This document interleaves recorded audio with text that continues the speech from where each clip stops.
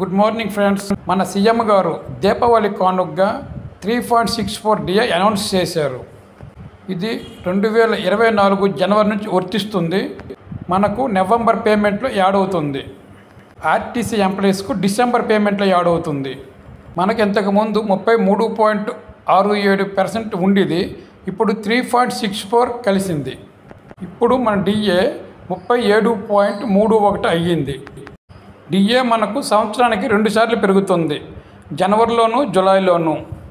మనకు 2024 జనవరి నుంచి పెండింగ్లో ఉన్నాయి. అందులో ఇప్పుడు 2024 జనవరి డిఏ 3.64 పెంచారు. ఇంకా 3 డిఏలు పెండింగ్ ఉన్నాయి.